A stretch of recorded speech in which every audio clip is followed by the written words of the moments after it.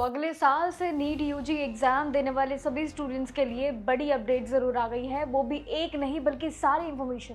Union education minister Dharmendra Pradhan ji ने officially announce कर दिया है कि अगले साल से नीट का गणित बदलेगा, यानी कि नीट की परीक्षा यानी नीट का एग्जाम पूरी तरीके से बदलने जा रहा है। देखिए, अब तक जो एग्जाम आपके पेन और पेपर मोड में यानी कि OMR शीट पर होता था, अब वो भी बंद हो जाएगा। इसकी जगह अगले साल से नीट का एग्जाम CBT यानी कि कंप्यूटर बेस्ड टेस्ट मोड में कंडक्ट किया जाएगा। क्या आप इसके साथ सहमत हैं? ये हमें कमेंट सेक्शन में तो बताइएगा, लेकिन इसी के साथ ही कदम जरूर अलग उठाया है ताकि पेपर लीक और एग्जाम में होने वाली धांधली को हमेशा के लिए रोका जा सके। सरकार का मानना है कि ऑनलाइन मोड से पेपर लीक होने के चांसेस काफी खत्म हो जाएंगे और साथ ही इस पूरे प्रोसेस में बदलाव के साथ साथ पहले से ज़्यादा सिक्योर और एरर फ्री और ट्रांसपेरेंट बन जाएगा। ये सरकार की कोशिश है।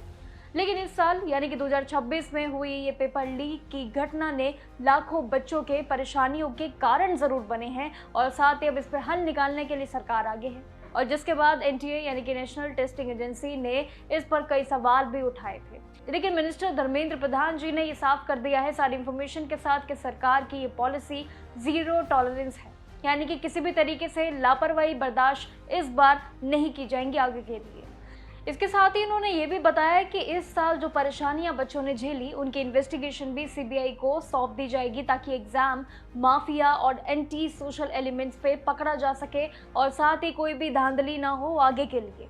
लेकिन सरकार ने इस पूरे मामले में बहुत ही सीरियसली एक दो नहीं बल्कि कई स्टेप्स लिए हैं और साथ ही लीडरशिप की गहराई में नज़र भी डाली है ताकि आगे के लिए बच्चों के भविष्य के लिए आगे खिलवाड़ बिल्कुल ना हो जो अब हुआ है। इसी के साथ ही इस साल होने वाली री एग्जामिनेशन की डेट्स भी फाइनल कर दी गई है, जो इन दिनों काफ़ी सस्पेंस है कि आगे डेट्स कब तक आएंगी। देखिए, तेज़ी से कार्रवाई हुई है। एग्जाम की डेट्स अगर बात करूं तो नीट यूजी 2026 के लिए एग्जाम 21 जून से यानी कि 21 जून से कंडक्ट किए जा रहे हैं और इस एग्जाम के लिए एडमिट कार्ड भी 14 जून तक आ गया और साथ ही इस एग्जाम के लिए एडमिट कार्ड की दूरी भी नहीं है, यानी कि 14 जून तक ये आ जाएगा आपका एडमिट कार्ड। लेकिन एजुकेशन मिनिस्टर ने कई चीज़ों के साथ ये ज़रूर बताया है कि इस साल 3 मई को हुई ये परीक्षा जो हुई थी, जिसमें 4 दिन बाद ये पेपर लीक की खबर आने जो लगी थी, अब जिसके बाद 12 मई को एग्ज़ाम कैंसिल करने का ये बड़ा फैसला भी लिया गया था। अब उन्होंने इस पर चुप्पी तोड़ी है। स्टूडेंट्स को ये भरोसा दिलाया है कि राधाकृष्णा कमेटी की रिकमेंडेशन के हिसाब से वर्ड टू वर्ड हर एक चीज़ को फॉलो किया जाएगा ताकि टेस्टिंग सिस्टम और साथ ही बाकी मजबूती ये सारी चीज़ें बनी रहे और परेशानियों की कोई भी गड़बड़ी अब फिर से ना देखने को मिले।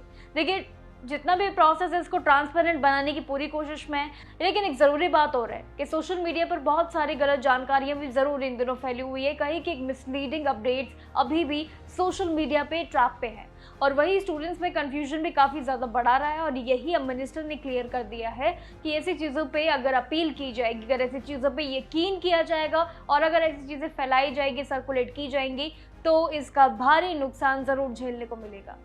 उन्हें क्लियरली वार्निंग दी गई है कि जो लोग एग्जाम प्रोसेस को डिस्टर्ब अप करेंगे उनकी कोशिश नाकाम तो रहेगी, साथ ही उनको भारी कीमत भी चुकानी पड़ेगी। लेकिन अगले साल से शुरू होने वाली ये परीक्षा कैसी होगी ये देखना बाकी होगा। CBT सिस्टम नीट एग्जाम की हिस्ट्री में एक बड़ा रिफॉर्म माना जा रहा है जो कि पूरे मेडिकल एंट्रेंस प्रोसेस को डिजिटल और काफ़ी सेफ बनाएगा। अब ये समय रहते देखना बाकी होगा कि क्या CBT ये नया रंग लाएगा और कैसे लाएगा। क्या आने वाले समय में आपको भी लगता है कि इन दिनों ये चल रही धांधली ना सिर्फ ये पहला एक केस है, बल्कि ऐसे पिछले ऐसे कई केसेस हैं जहां पे नीट पेपर लीक को लेकर मामले लगातार आज भी जारी है। बट क्या आपको लगता है कि सरकार की बनाई हुई ये कोशिश और ये बेटर ट्रांसपेरेंट प्रोग्राम और पूरी व्यवस्था क्या CBT जैसी चीज़ें और क्या ये सभी चीज़ें आगे के लिए नुकसान को रोकेगी? क्या आपको लगता है पेपर लीक के मामले रुक जाएंगे आगे? कमेंट सेक्शन में अपनी राय ज़रूर दीजिएगा कि आप कितने सहमत हैं सरकार के इन सभी कदमों से और साथ ही क्या आपको लगता है कि CBT आप सभी के लिए फ़ायदेमंद रहेगा और क्या लगता है कि आगे ये पेपर लीक के मामले रुकेंगे? कमेंट सेक्शन में अपनी राय ज़रूर दीजिएगा। बाकी जानकारियों के लिए देखते रहिएगा जानने में जोश।